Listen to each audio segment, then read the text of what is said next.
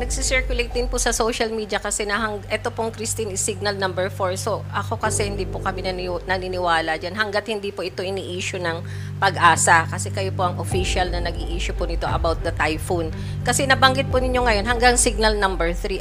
So 3 lang po talaga, hindi aabot ng 4. Kaya nga po binanggit ko ma'am, yung updating natin.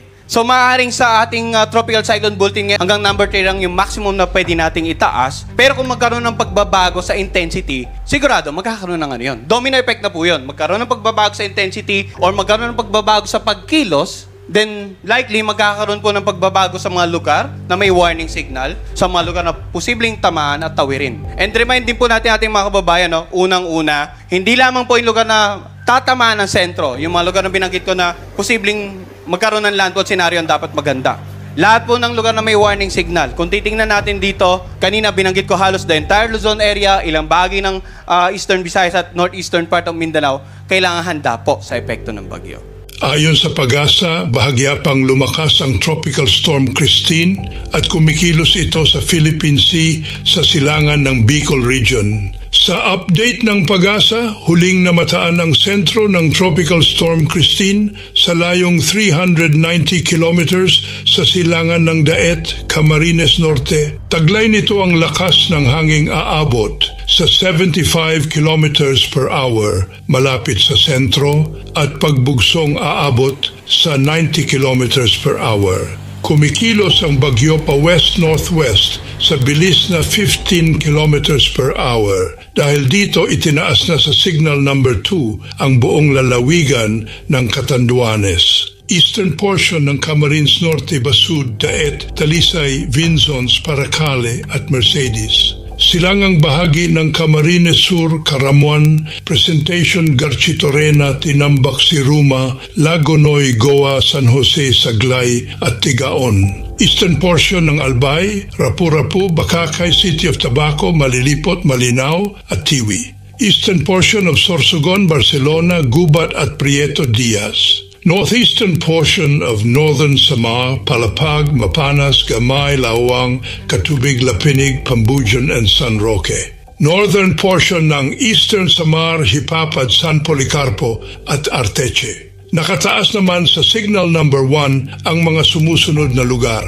Luzon, Ilocos Norte, Ilocos Sur, La Union, Pangasinan, Apayao, Kalinga, Abra, Mountain Province, Ifugao, Benguet, Cagayan kabilang na ang Babuyan Islands. Kabilang sa Isabela, Quirino, New Vizcaya, Aurora, New Ecija, Tarlac, Zambales, Bataan, Pampanga, Bulacan, Metro Manila, Cavite, Laguna, Batangas, Rizal, Quezon, ang Polillo Islands. Occidental Mindoro, kabilang na ang Lubang Islands, Oriental Mindoro, Masbate kabilang na ang Ticao at Burias Islands, Marinduque, Romblon.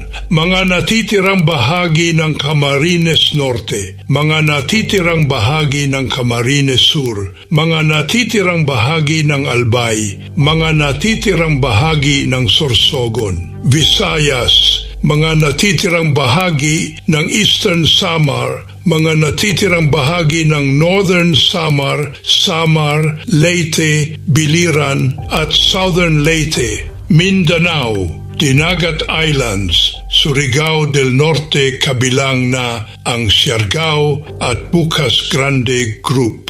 Ayon sa Pag-asa, inaasahang unti-unting lalakas pa ang bagyo at itataas sa Severe Tropical Storm category bago ito maglandfall.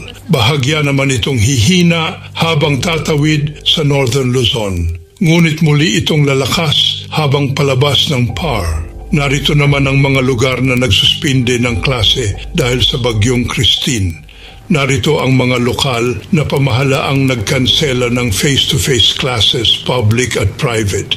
Aurora, buong lalawigan, Metro Manila, Mandaluyong City, Muntinlupa City, Pasig City, Quezon City, Caloocan City, Manila City, Pasay City at Malabon City. Buong lalawigan ng Bulacan, buong lalawigan ng Cavite, buong lalawigan ng Laguna, Occidental Mindoro, Magsaysay at Naujan, buong lalawigan ng Pangasinan, Quezon, Katanawan, buong lalawigan ng Tarlac at Agoncillo sa Batangas.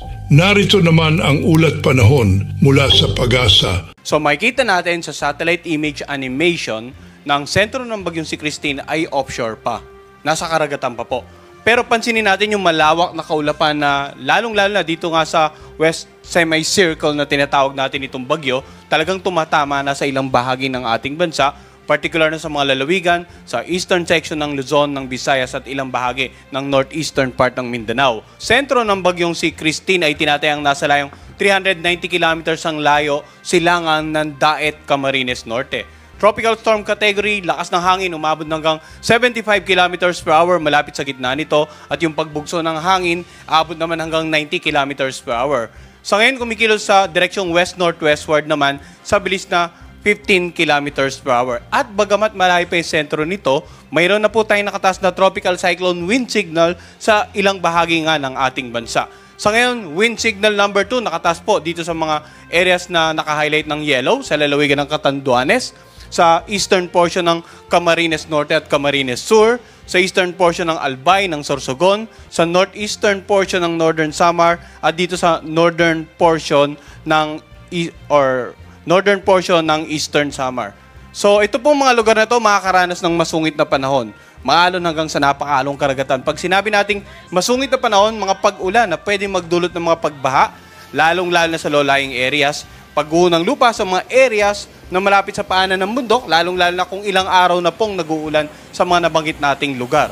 At the same time, yung mga bahaging karagatan, maalon hanggang sa napakalon. Bukod pa sa malalakas na hangin na pwedeng makapagpatumba ng iba't ibang uri ng halaman, makasira ng mga ilang istruktura, lalong-lalo na yung mga bahay na gawa sa mga magagaan na bagay, yung mga nipa at sa mga kanayunan, ay maaring masira po dala ng malakas na hangin na dulot nga ng bagyong si Christine.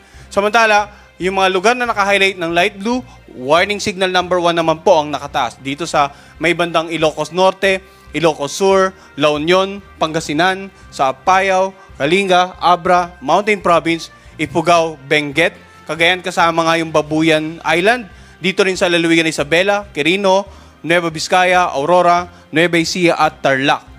Warning signal number 1 din sa Zambales, Bataan, Pampanga, Bulacan, dito sa Metro Manila, ganun din sa Cavite, Laguna, Batangas, Rizal, sa Quezon kasama nga ang Pulilo Island, Occidental Mindoro kasama ang Lubang Island, Oriental Mindoro, sa Masbate kasama ang Ticao Island at Burias Island, Marinduque, Romblon. So, meron din tayong warning signal number 1 sa natitirang bahagi ng Camarines Norte, natitirang bahagi ng Camarines Sur, natitirang bahagi ng Albay at ng Sorsogon, dito nga sa natitirang bahagi ng Eastern Samar at ng Northern Samar, sa lalawigan ng Samar, sa Leyte, Biliran, Southern Leyte, Dinagat Island, Surigao del Norte, kasamang Siargao, Bukas Grande Group. Yung mga lugar naman na may warning signal number 1, posibleng makaranas ng mga pag-ulan at paminsan-minsang pagbugso ng hangin na may katamtaman hanggang sa maalong mga karagatan. So, maaaring madagdagan pa yung mga lugar na may warning signal number 2 habang papalapit po ang bagyong si Christine sa ating bansa. Kaya tayo po dito sa Pag-asa, every 6 hours ay magpapalabas ng latest update hinggil nga sa bagyong si Christine. Iyan muna ang ating weather update sa ngayon. Maraming salamat sa DOST Pag-asa sa pagbabahagi ng kanilang mahahalagang insight sa ating panahon. Mabuhay ang Pilipinas!